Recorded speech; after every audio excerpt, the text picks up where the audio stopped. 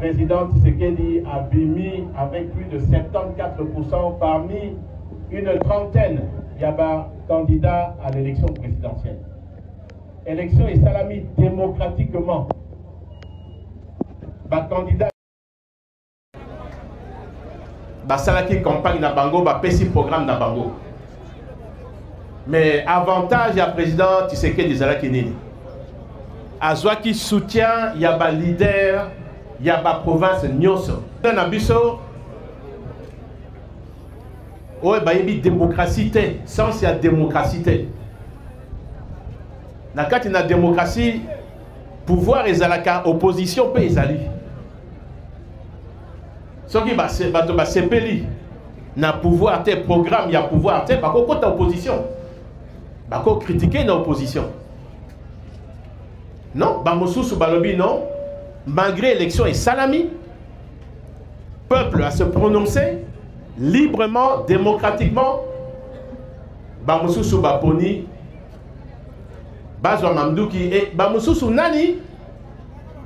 Mboka nani? Mboka nani?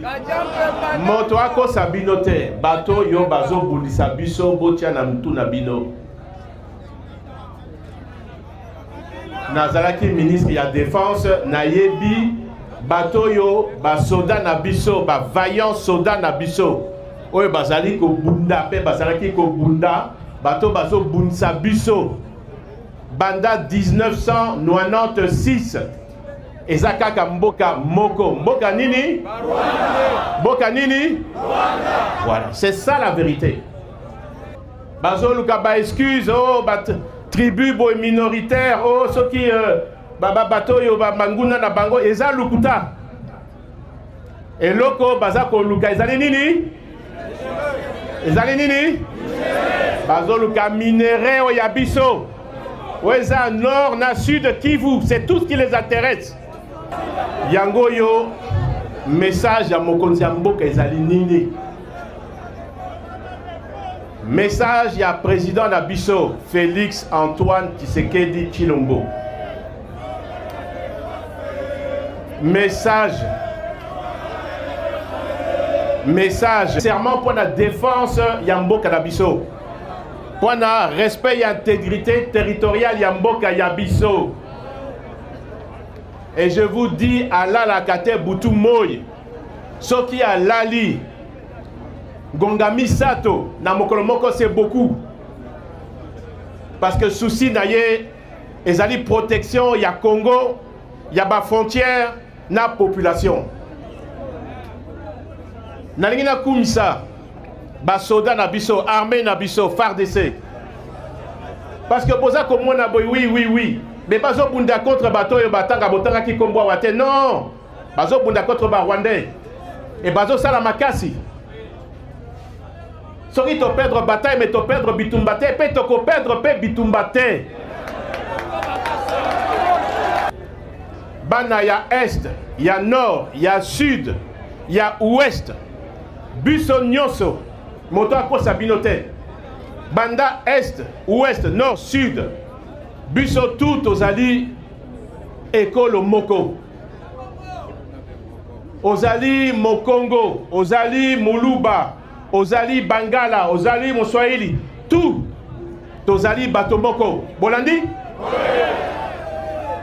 Et Congo oyo toko kabolango na mutu moko te. Toko tika teke eteni moko ya Congo moto azwango.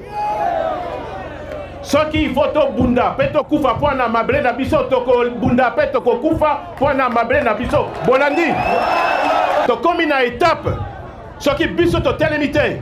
Toko koma baumbu ya ba Rwandais. Bolandi ngai? Est-ce que peuple ko la biso 100 millions d'habitants na Congo ya monene toko koma baumbu ya ba Rwandais? Et koki ko sala matin. Toko telema biso nyonso. Sous ordre ya mokonzi na biso asengeli na moment oyo ya histoire na mboka na biso totelema ba jeune totelema na mboka awa esengeli unité eza na kati na biso nord sud est ou ouest ba congolais. Pourquoi? Soki tokabwani soki division ezali nde esika monguna ko profiter à kota nazalaki na Bandundu ville na ministre art tozalaki kuna tolobi nini na bandeko na biso boza ko bunda awa makambo ono teke o yaka mais c'est quoi ça? Est-ce que ça bondo quitté? Depuis quand entre bateke bayaka est-ce que bayo kalakate depuis quand na botama awa na Congo na tika koyoka biloko wana te? Mais je répète on a lobaki na Bandundu puisque ma preuve ezali moto yo azo tuti sa mutu na kati na biso ezali nani nani boyebi vérité.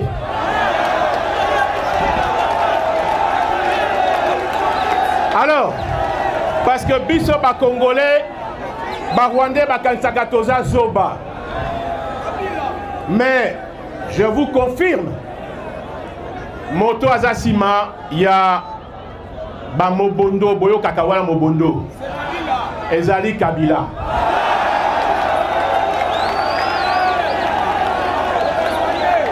Et nakobakisa lelo mususu parce que ceux qui balingi ba preuve naza na ba preuve nyoso nazalaka ministre à défense tokangaka bango moto azali sima ya ba M23 na ba AFC boyo kakawana moto azo financer bango ezali nani? Ezali Kabila. Pourquoi? Ayokaka sango moko oe salama de alobi ai wana soki za boye bamoni loboko na ngai de ba azui avion ake Lumbashi akati Kabila uta wapi? Auta wapi? Bomoni lia nango te, bomoni te, bomoni complot nango te. Biso ba Congolais toza zoba te. Yo na lobi tokotelema biso nyonso la demande ya commandant suprême et bo banga eloko moko te, bo banga eloko moko te. Je vous dis victoire eza na biso et je sais pourquoi na zolo bango nayebi loko mokonzi ya mboka azali ko bongisa soki eza na moyen ya diplomatie tokolonga na diplomatie, soki eza à travers kimia tokolonga na nzela ya kimia, soki eza banzela mosusu tozokota mpe banzela mosusu toza na eloko ya kobanga te. Toyoki oye koya eye koya mpona nini baétudiant bayekoli mpe armée esengaka bien sûr ba fantasien ba troupe bazala infanterie mais ezalaka dirigé na nani? Na ba commandant bayekolaka tactique ya combat.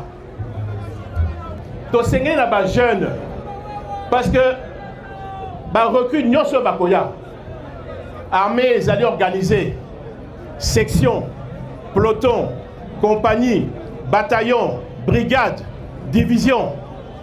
Il faut ba chef bazala. Ba étudiant tous a besoin d'un bino.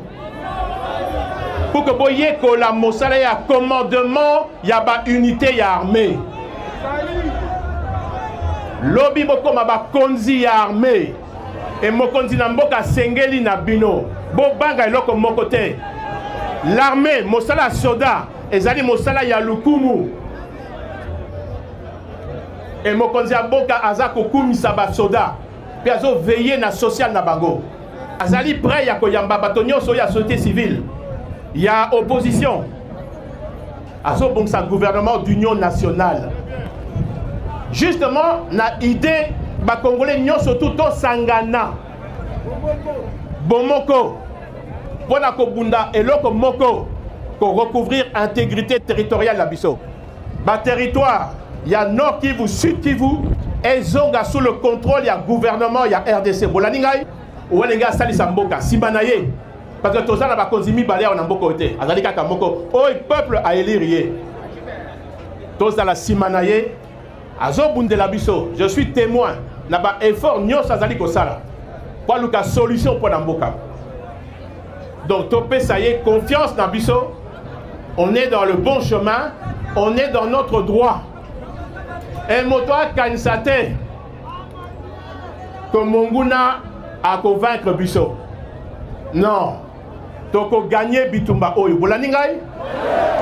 La grâce ya Nzambe na pouvoir Nzambe toko gagner bitumba oyo. Bolandi? Avec Dieu